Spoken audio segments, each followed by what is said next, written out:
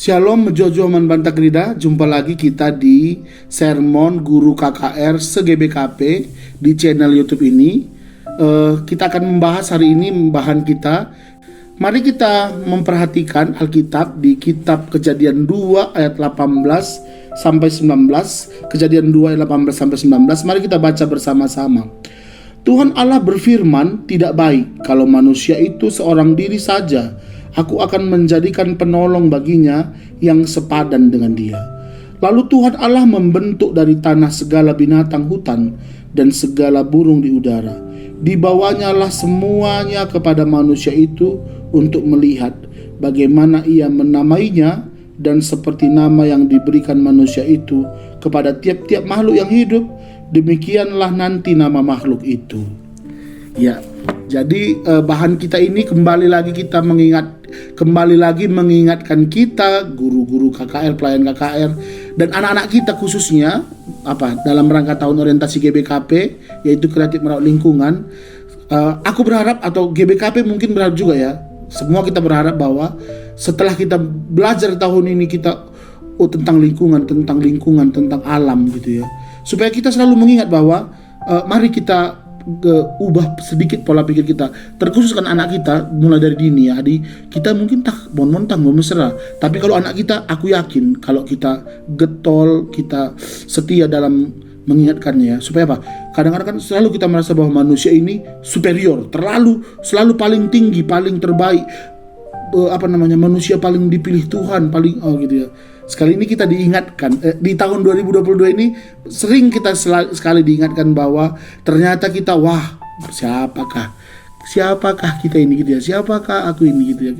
Ternyata kita, kita manusia yang diciptakan serupa dan segambar dengan Tuhan, tapi sebenarnya ternyata kita kalau dibandingkan juga dengan ciptaan-ciptaan lain, bagaimana ya gitu ya. Salah satu contoh atau salah satu yang spesial kali di kitab Kejadian 2 ayat 18 sampai 19 ini jelas sekali ya. Ternyata ada dua kata yang sangat luar biasa ya. Kalau aku bilang mengingatkan kita. Yang pertama, tidak baik. Walaupun Adam ternyata diciptakan Tuhan dengan luar biasa, ternyata tidak baik. Gitu ya. Kenapa? Karena sendiri. Makanya yang kata kedua apa? Kata kedua, penolong yang sepadan. Gitu ya. Jadi akhirnya ketika diciptakan hewan dari hutan dan burung di udara, dari tanah kata Tuhan ya. Makanya sebenarnya pernah ketua menteri waktu tahun kreatif lingkungan, atau bahkan waktu tentang lingkungan ya, beberapa tahun yang lalu bahkan pernah dibilangnya, turang sepemerin kita itu sebenarnya adalah hewan dan tumbuhan. Gitu ya. Bahkan hari ini di burung di udara ternyata. Jadi turang tangga kerina. Kenapa? Sama-sama dari tanah. Ya, ketika muncul hewan dan burung di udara, itu ternyata penolong kita yang sepadan, yang dirancang Tuhan pertama, gitu ya. Jadi sebenarnya memang makanya bukan Adam dan Hawa. Ternyata di ayat 22 baru muncul Adam dan Hawa, gitu ya. Artinya aku selalu bilang itu, untuk tahap pertamanya Allah menciptakan hewan dan burung di udara untuk Adam adalah untuk penolong, dan ternyata menurut Allah awalnya adalah itu sepadan. Makanya supaya Allah menamai, artinya supaya ada komunitas Adam. Gitu ya, ada komunitasnya, ada tempatnya berkomunikasi, ada tempatnya ngerana, bercakap-cakap, gitu ya. Ada tempatnya berdampingan, gitu. Adam menamainya, gitu ya. Mungkin di dua ini, walaupun cuma dua, tapi luar biasa ya, gitu ya. Di ayat 22 baru muncul Hawa. Hari ini kita tidak membahas Adam dan Hawa, kita membahas manusia ya, karena Adam pun kalau Adam ini kan sebenarnya kalau dibahas ya, itu karena Adam adalah manusia gitu ya. Manusia adalah Adam. Manusia yang berdampingan dengan hewan. Bukan sebenarnya, makanya tadi bilang adinggo sita sendah, ternyata bukan cuma berdampingan. Ini tema kita memang hari ini dibilangnya kalau anak kecil, anak tanggung, aku sahabat hewan ya. Anak remaja hidup berdampingan dengan hewan. ternyata turang ta pemerintah sama-sama dari tanah kita, gitu ya. Pernah aku nonton entah pernah juga tonton ada kerajaan monyet yang sudah terganggu dengan manusia, ternyata dinggo serang na manusia. Lalu jalan kabo siapa kita ya, walaupun kita keren kita bilang itu memang filmnya di Amerika ya, diserangnya sampai kota Amerika kalah juga manusia, gitu ya. Kadang-kadang kita konyol, bayangkan umpamanya cicak di rumah, semut di rumah ngamuk dia, gitu ya. Artinya aku mau bilang di banyak hal yang superior kita, tetap kita ada aja kelemahan kita. Sangat dibutuhkan, gitu ya, sangat dibutuhkan uga kita punya perasaan, atau bahkan kalau aku bilang bukan cuma perasaan, punya pengakuan dalam diri kita, apalagi bahkan secara iman, gitu ya, bahwa kita memang harus bersahabat, berdampingan dengan hewan. Itu iman kita loh, gitu. Itu iman kita. Tertulis pas pustaka Sibadia.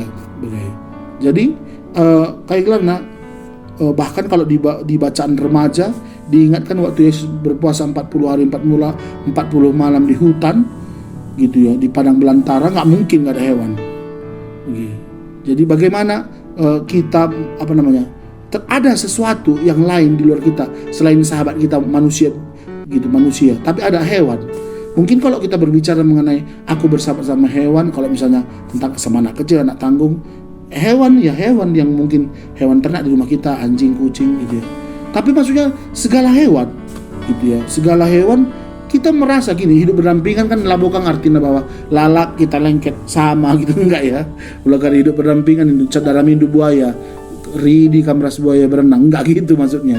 Artinya kita berdampingan, maksudnya kita sadari bahwa dia ada. Kenapa dulu ada cerita di mana itu ya, di Aceh Singkil ya, atau di mana yang katanya datang buaya ke masyarakat.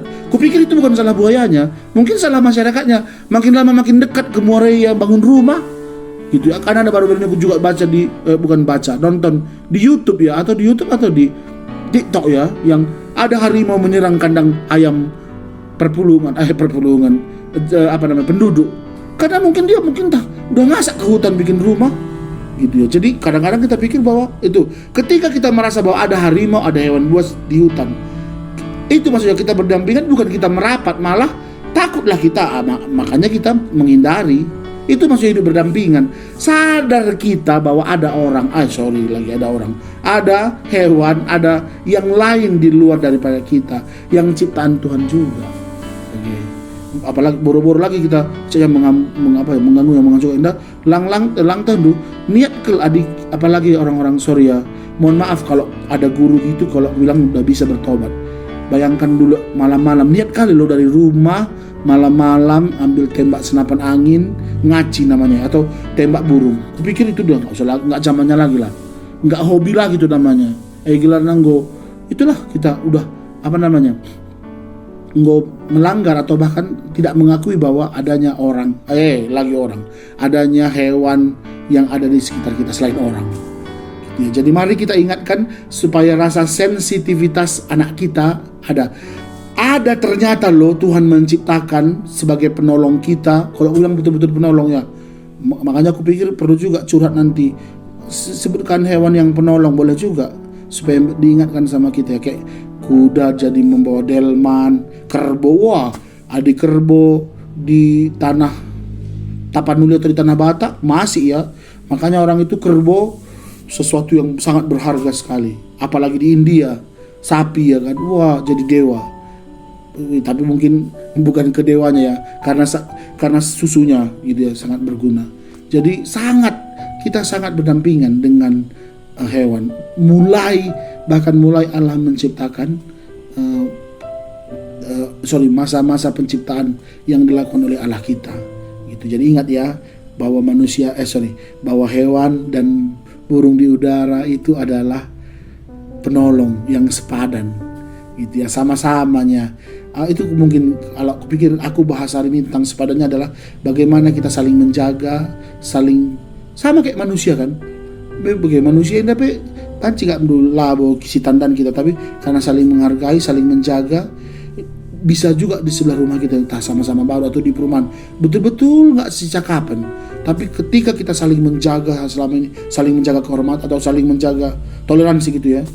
Jangan-jangan ketika kita entah kebakaran rumah kita, entah ada sesuatu di rumah kita, kan ditolongnya. Nah, sama juga dengan hewan. Nggak sadar kita berdampingan dengan mereka. Mereka juga jangan-jangan menolong kita. Contoh, ular jangan-jangan menolong kitanya. Kenapa? Dimakannya tikus. Kita punya padi di sawah gitu. Itu jadi segala sesuatu yang yang ada di dunia ini, apalagi itu tadi datangnya daripada Tuhan, nggak mungkin nggak bawa kebaikan sama kita. Jadi mari kita berdampingan, mari kita bersahabat dengan hewan. Teman ta, penolong ta. Kalau ulang lagi, itu turang ta, seminata, sama-sama dari debu dan tanah kita. Gitu ya. Tambahnya ketika kita diciptakan serupa dengan segambar dengan Allah, kita lebih berpengetahuan, maka lebihan kita. Dimulai dari kita lah, karena kita lebih pintar. Gitu. Dimulai dari kita, kenapa? Karena tadi, jadi kalau kita kalau mau kita bangga-banggaan dengan tadi superioritasan, itu banggalah dengan cara itu apa? Dari kita mulai, lebih metah kita, gitu ya, lebih metah kita, lebih sentabi lebih berotak kita, gitu ya kan, lebih berpikir kita, lebih berperasaan kita. Ayo, kita dari kita duluan, kita yang merasa bahwa ada sesuatu yang ada di luar daripada komunitas manusia, yaitu hewan yang juga diciptakan oleh Allah bagi kita, bahkan bagi dunia ini. Ya, jadi mari aku sidik dari kandai kebetulan ku baca di ayat hafalan, kenallah baik-baik keadaan kambing dombamu, perhatikanlah kawanan hewanmu. Gitu ya. Jadi itu kayak betul-betul sahabat ya. Karena sama kayak kawan kita masih kenali si teh kai hobina, si teh kai makanan kesukaannya, kenalilah, perhatikanlah. Maksudnya itu dalam rangka bagaimana kita menjalin hubungan sahabat dan hidup berdampingan dengan hewan, dengan makhluk Tuhan yang lain yang diciptakannya bagi kita. Sekali lagi, kenallah baik-baik keadaan kambing dombamu, perhatikanlah kawanan hewanmu. Gitu ya. Mari, ayo